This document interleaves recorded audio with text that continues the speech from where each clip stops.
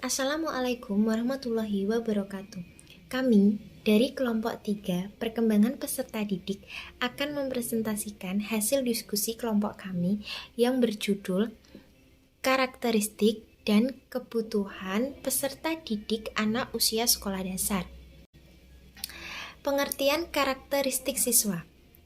Karakter menurut Purwadarminta adalah watak, tabiat, atau sifat-sifat kejiwaan.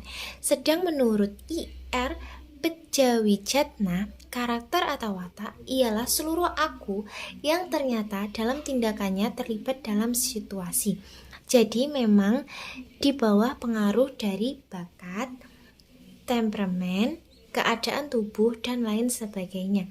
Dengan ini dapat disimpulkan bahwa karakteristik siswa adalah semua watak yang nyata dan timbul dalam suatu tindakan siswa dalam kehidupannya setiap saat.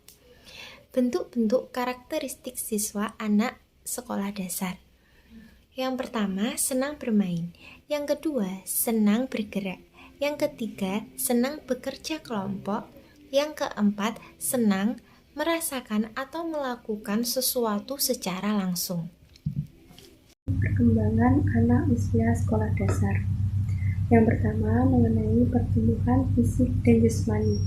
Pertumbuhan fisik sendiri merupakan salah satu aspek penting dalam perkembangan seorang individu, terutama bagi anak usia sekolah dasar.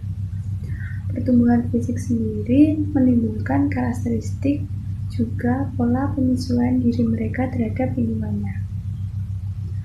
Bila kita memperhatikan anak-anak yang sedang berbaris di depan kelas, pasti kita akan melihat perbedaan ukuran jasmani. Ada anak yang tinggi, ada anak yang pendek, ada anak yang kurus, anak yang gemuk. Nah, dari sini dapat kita lihat bahwa pertumbuhan fisik setiap anak itu berbeda. Nah, hal tersebut dipengaruhi oleh beberapa faktor, seperti perbedaan ekonomi, faktor gizi, faktor lingkungan, kebiasaan olahraga, dan perlakuan orang tua kepada anaknya. Perkembangan intelektual dan emosional. A. Perkembangan intelektual. Perkembangan intelektual berhubungan dengan kemampuan kognitif yang dimiliki individu, yaitu potensi memecahkan masalah dan berpikir. Berdasarkan penelitian dan kajian, anak sekolah dasar usia 7-11 tahun mulai mampu memahami perspektif orang lain dan semakin sadar akan peristiwa-peristiwa yang terjadi di kehidupannya. Pada tahap ini, sebagian besar anak belum bisa berpikir secara abstrak dan hipotesis. B. Perkembangan emosional. Perkembangan emosional setiap siswa sekolah dasar berbeda satu sama lain karena adanya perbedaan jenis kelamin, usia, lingkungan, pergaulan, dan pembinaan orang tua maupun guru di sekolah. Perkembangan emosional juga dipengaruhi adanya gangguan kecemasan, rasa takut, dan faktor-faktor eksternal lainnya. Misalnya, orang tua sangat memanjakan anaknya.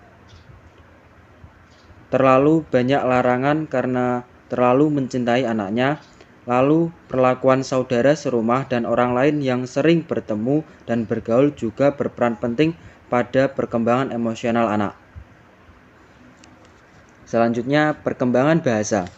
Nah, perkembangan bahasa anak usia sekolah dasar tidak hanya dinilai dari kemampuan membaca atau menulis saja, tetapi juga mencakup kemampuan berkomunikasi serta memahami dan mengekspresikan perasaan.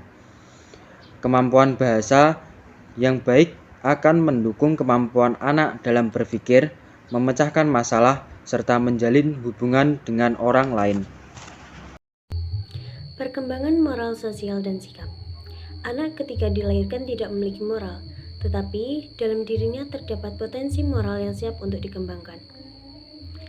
Pada tahap pertama, perilaku anak ditentukan oleh ketaatan terhadap peraturan tanpa penilaian atau penalaran. Pada tahap kedua, anak menilai perilaku atas dasar tujuan yang mendasarinya. Interaksi sosial memegang peranan penting dalam perkembangan moral. Tanpa interaksi dengan orang lain, anak tidak akan mengetahui sumber informasi yang baik dan benar.